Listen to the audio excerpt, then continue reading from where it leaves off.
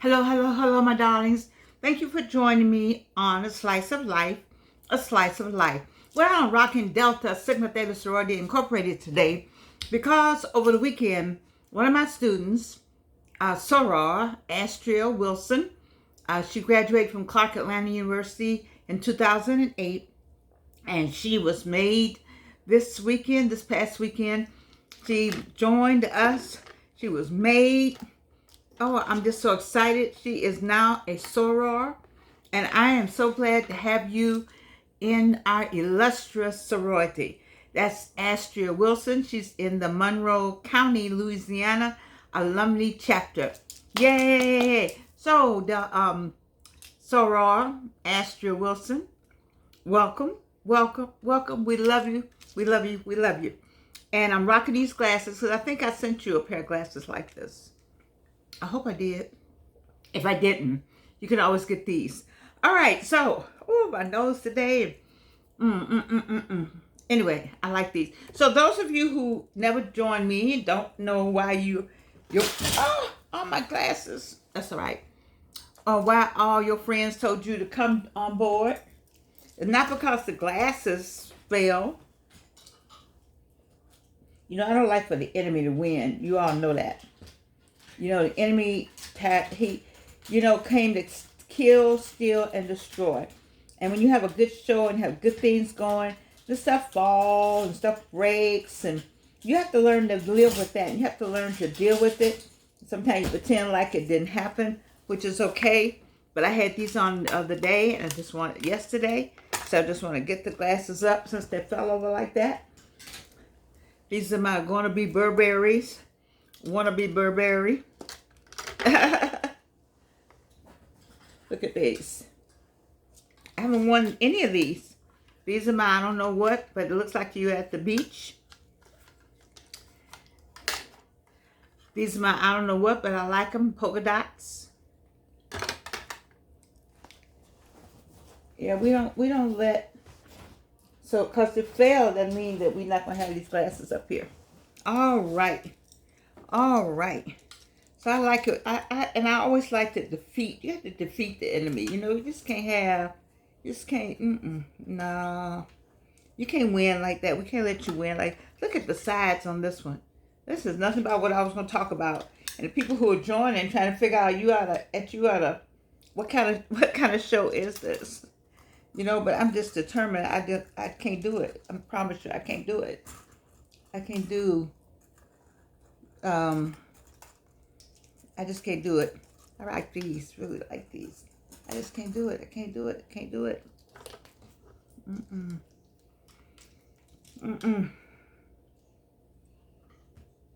Okay. You can't see how pretty they are, but I can see how pretty they are. And then you see the ones behind me. All right. So, back again. Welcome to A Slice of Life and super aging without getting older without getting old.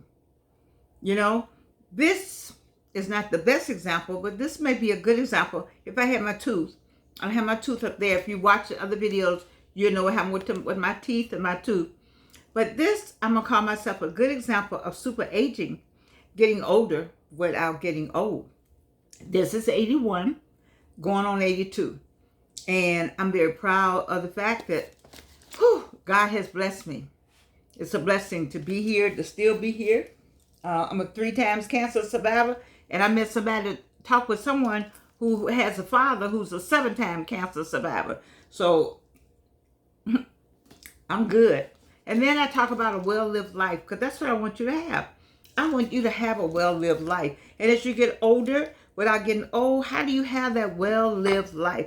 So I bring little things that have happened to me. I talk about Georgian's life, what happened in my life, and how I don't want it to happen in your life. If you hear it happen in my life, or you hear some things that happen, you go like, wait a minute. Georgian was talking about that. No. Or if it happened in your life, and it happened in my life, and we survived, then you and I got something together. And then I have specific people I talk to. I just feel it through the internet that are going through some things, And so today's topic, I kind of like today's topic because I wasted a lot of time. I'm 81 years old, and I'm glad the Lord let me live. Oh, I got my chair back. I'm going to let the Lord let me live long enough to look back over my life and figure out, wish I had some of it back, but I can't get it back. But at least I lived long enough to see some of the stupid things I did, and I'm not going to let you do. Okay? Oh, I got on the Delta. These are elephants right here. So I got Astria. These are elephants. All right, so wait a minute. Things you don't owe anyone an explanation for. I spent an enormous amount of time explaining my actions and my choices. How dumb was that? I did, though. My life choices were my life choices, but I always explained them. Why did I have to explain my choices? Things that I decided. My lifestyle, my dreams. I shared, just shared. And somebody said, well, I don't think you should do that. And they would give all the reasons why, and I would go along. I listened to that drummer, their drummer, not listening to mine. And so stop and ask yourself, do you really owe anybody an explanation? No, you do not. No, you do not. I have less people calling me. I have less phone calls now because I just stopped. I just came to a stop. And I said, especially when I turned 80, I said, girl, you 80. Each decade you get more, you get to a point where you don't want to be bothered with a lot. When I turned 50, I was like, oh, I'm 50. That's half of 100. I don't think I'm going to take any stuff off of anybody. And I didn't anyway, but 50, I certainly didn't. And at 60, now between 50 and 60 and 70, that's 20 years. That's another thing. I've been trying to get you all to understand. When you retire, do you know you got 20, 30 years left? Goodness gracious, what are you doing with that time? That's why I'm doing all this, because you got time. You got time to live. And I'm trying to talk about things that help you live what? Because I want you to have a what? A well-lived life. That's right. And I want you to get older without getting old. You got 20 years after 62 years. So I'm 80. I'll be 82. Okay? So anyway, let's look at these life choices. So number one, you don't owe anybody explanation for your life choice. I explain all the time. I explain all the time about something. How big or small, what it was. I was always telling somebody. And everybody doesn't have to agree with you, but you don't need anybody to agree with you but you. What you and God talked about when you got up this morning? What do you and God talk about? That's as far as you need to go. Except, in a marriage, that's a different thing. You all do have discussions. The two of you talk to God, then you talk to one another. But you don't owe anybody, if you are one person, you don't owe anybody an explanation about your life choices. You just don't. It says psychology reveals that it's our human desire for validation that often leads us to feel obligated to explain our decisions. Validation. You don't need validating. Oh, you know what? Enslaved people, as soon as we got free, Lincoln, who had slaves, wrote the proclamation, Emancipation Proclamation. As soon as we got free, we couldn't wait to get white people to validate us. You don't need white people's validation. And for another 200 or 300 years, another 200 years, we've been waiting for the validation of, not 200, I'm sorry. We've been waiting, though, for the validation of somebody, white. We ran, as soon as we got integration, we ran to their neighborhoods. And including me, because I wanted a house, and I couldn't get a house where I was, so I couldn't wait for them to take the barrier down on Peyton Road, because they had a barrier up. The black people couldn't live certain places in the city of Atlanta. Yes, they did. Get your history, and you can look at my latest work. Who lived here? Where did they go? But your life choices, we always think that we always think that they know better. Or there's something about that pat on the head. And so we need validation. You don't need validation. You don't need validation. If this is what you want to do, I'm sure that the group that, the alumni groups of our sorority and the Divine Nine, period. The Divine Nine alumni groups. There's some people who have been waiting all their college years to join up with one of these sororities, one of the Divine Nine. There's always somebody out there saying, "Oh, I don't know why you're gonna do that now. You're too old for that. You're not too old to have your wishes, to work on your wishes. You're not too old for that. Don't let people tell you. If you want to find out now how to get in a sorority, how to get in a fraternity, it's enough of us. You can go online and find out. If that's your choice, then celebrate your choice. Celebrate it with yourself. I celebrate stuff with myself. I say, "Ooh, Georgianne, you did all right on that." Say that to yourself. So, ooh. I think I did pretty good with that. You don't have to wait for somebody, because if you wait for somebody, I got some friends. I have a specific friend that she cannot out of her mouth give a compliment to me. She cannot. She just can't. It's just her mouth freezes over. I don't care what it is. And she has to figure out how to say it months later or some kind of way. But she just can't say, "Oh, cannot be happy." You have friends that can't be happy for you. They cannot. They just can't figure out how to be happy for you. You see, and you waiting for them to be happy. I had something I did, and I was just so glad for these two people. I love them dearly. They come on my house, and they came on my house, and you know what they did? They talked about stuff in my house. Not only did they talk about stuff in my house to me, they went out in public and told some people about what was going on in my house physically, the stuff I had. Why do we do that? Why do we do that? What is that about human nature?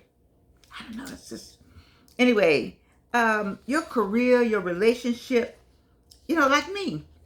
So like there's some people that are on some kind of dietary something. I don't know what, something got me all day. My nose has been doing something. I apologize. But dietary habits, you say, "Well, I'm going to be vegan." You got 20 people over here talking about, "Why are you going to be vegan? You ain't been vegan all your life." They give you hope. Forget those people. The same way with relationships.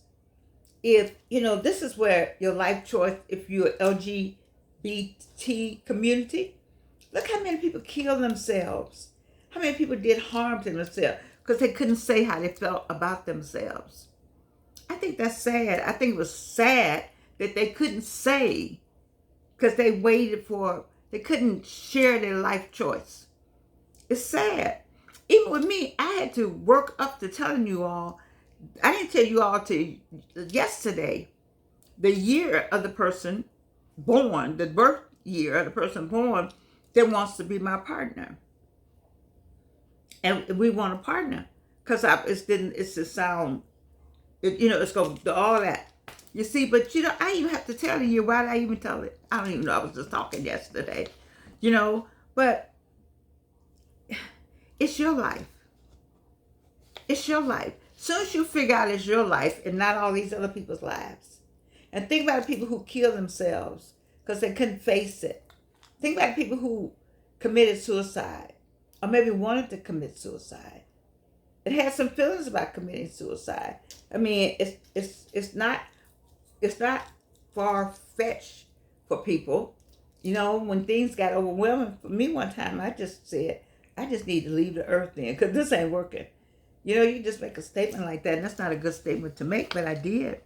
So, I'm still here. The Lord said, "No, that ain't gonna work." So, what about your career? You know what I told my students? I said, "Listen, people, when I was in the classroom, I did say this.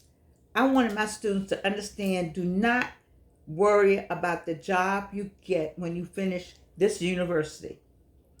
Take whatever job there is available and stack your money to go and open your business or do whatever you need to do till you can get to grad school. But don't let anybody make a point that you came out of college and this is what you're doing. Yes, I work at IKEA. Yes, I work in a warehouse. Yes, I drive a truck. Yes, I work at McDonald's. Yes, I work in a cleaners. Yes, I'm a janitor at the school. Yeah, whatever that is." You said, "But you got a college degree." Right. "And I need to work at night so I can go get my master's during the day." So I clean airplanes at night. Okay? Your career path is not anybody's business. You don't really have to say that. You say, "Well, I clean airplanes." They don't have to know that you're getting, I don't know what people make a week, but I just make up something. Maybe you're getting $700 a week. You live at home. You only have to put $100 into the house. You got $100 for the week. The other five you stack it in 5, 10. You got 2,000 in a month. 2,000 a month. You got 12 months. Okay, come on now. Stay with me now. You see how you could do that? So I used to tell my students, that the word was stacked back then. I don't know what they're saying. I think the brown bag is what they're saying now. I don't know. But anyway, I used to tell my students, it doesn't matter what the job is. If that's what you need to do to get the way you need to get, then do that. You see? Look at this. Perhaps you've chosen a non-conventional career or decide to step from a high-powered job to pursue something more fulfilling. You know, I didn't go back to teaching school. I couldn't take it. I went to work for Delta Airlines. It took me 3 years to get hired. But I couldn't go back because I didn't want to face I was divorced. And I divorced an Atlantan. And Atlanta back then, when I divorced in the 70s, was still couples only. A prominent couples connected properly only. I was like, wow. And I could have gone home. I didn't want to go home. I just couldn't do Gary, Indiana. I couldn't. I knew Chicago was right there, but I couldn't do it. I didn't want cold. I just couldn't do all that anymore. So I swallowed a lot. I took a lot. Made a lot of bad mistakes. I certainly did. But, you know, I ended up at Delta Airlines where Rowene Allison Montgomery and I think Rosin Range was over there at the time too. I gotta give a shout out to Rosin Range, Soror, and Rowene Montgomery, you know, and Donzella. They helped me keep my job because they knew I was a feisty master's degree. Got tired of being treated like I wasn't competent enough to be with the others. I was the first black person to work in public relations for Delta Airlines, which is a whole nother story. But I'm saying to you that, you know, I went on to work for Delta, and I found a wonderful a wonderful resting place for me was at the airport, and I thrived to me there. I don't think my family was exactly happy because my mother wanted me to be in business. She had started a business for me, and circumstances didn't let that business remain. But my mother never worked for anybody. She just believed in having your own business. So you know that was she led the way back in the day for black women having their own business. But I made the career path choice to work at Delta Airlines, to work a job. And it was hard to work the job, but as Rowene reminded me, I had a daughter. And I needed to work, and we had benefits. And the benefit did benefit me because I had breast cancer. And it's nothing like nothing like God and Delta Airlines insurance. Okay? And so anyway, your career path, you don't need to tell anybody. Maybe you're still figuring it out. Maybe you want to do something. Like me, I wanted to sing. I couldn't tell anybody I wanted to sing. I always said I felt like the breast cancer came, or just cancer comes when you just stress. And I had from 4th grade to whenever I had cancer, 2002, I never do anything I wanted to do. I always did what other people said. So I don't want you to do that. And what about your relationship status? I guess that the LGBTQ community would come in here also.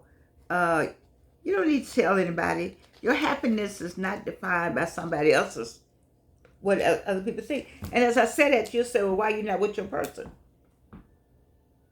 Good point. I think I'm running away by now, but sometimes I wish that I just could just say, here we are.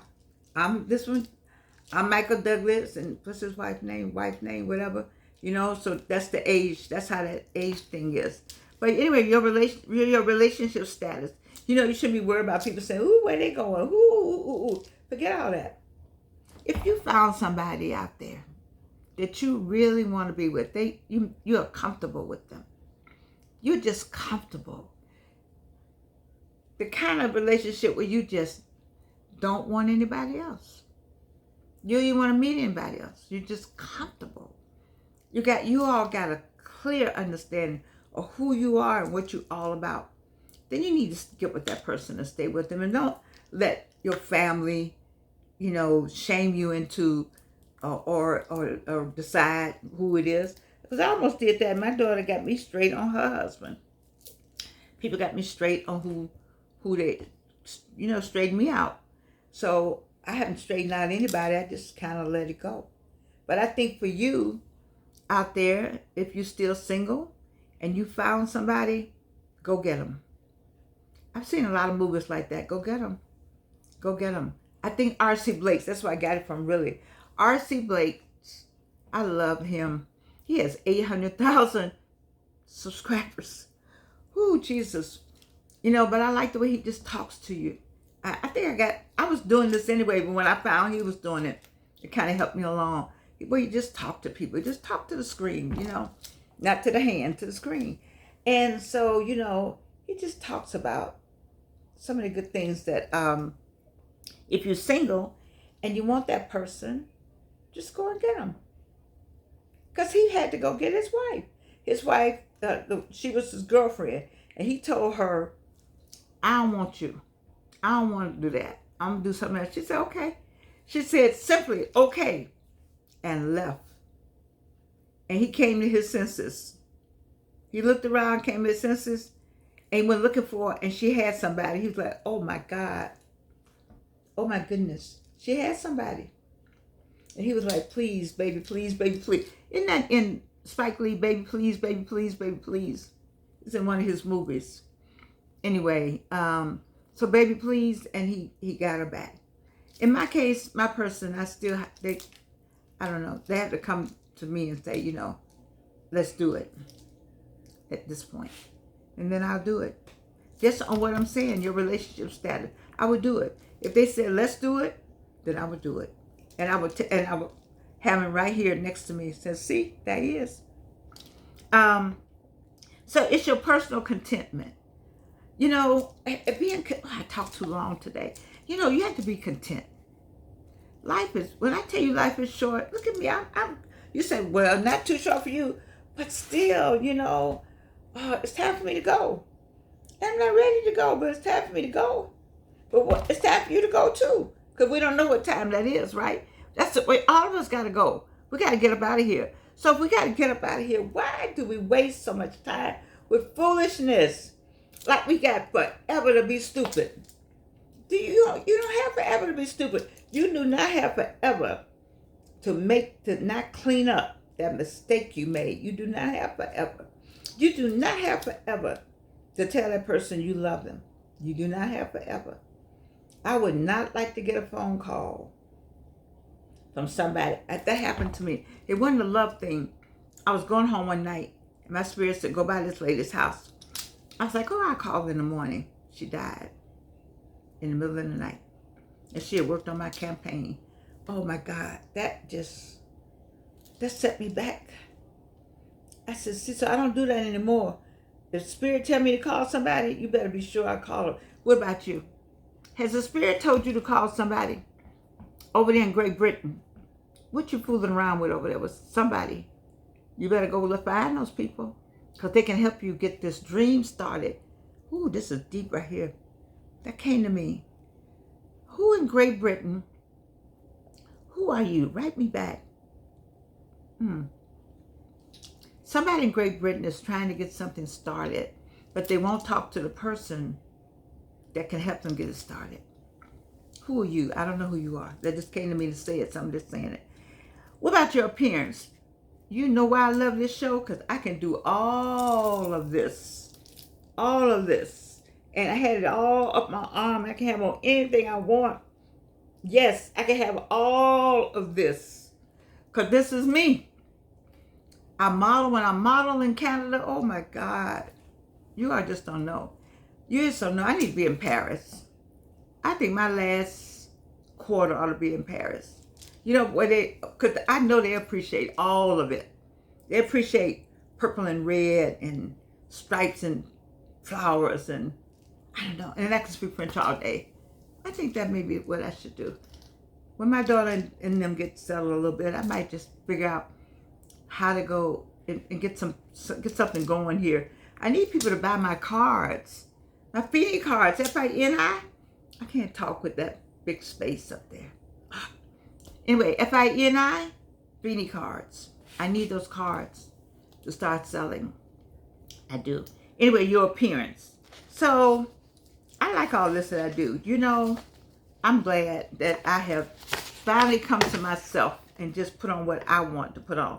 You know what it says in this article? Your body, your rules. Ooh, I like that. Oh, it's getting late. Your body, your rules. Just remember that. It's your body, your rule. That's why I go on with the tooth out. You know, I had the tooth put back up in there. And then I forgot. I went somewhere to eat.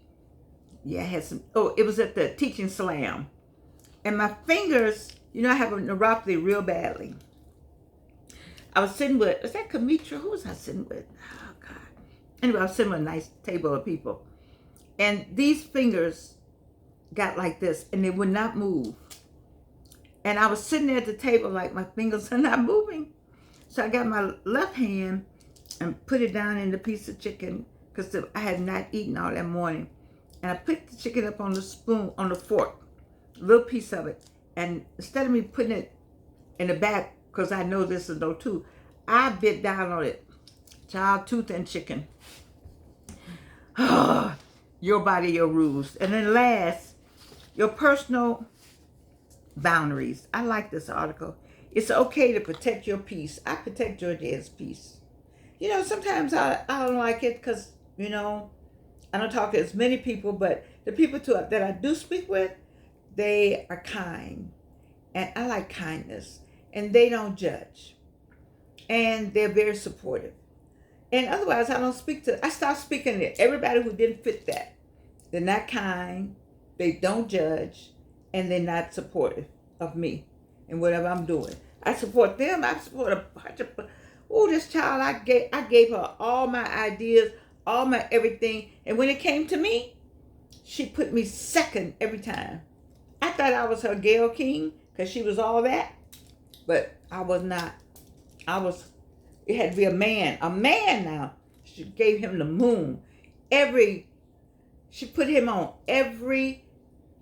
man on every commission, anywhere she could put somebody. She made sure they got the money they needed, the scholarships. She just worked hard to make sure that man was happy. But me, I got crumbs. I never understood it. So now I protect my peace. I do it. 81. It's okay to protect your peace.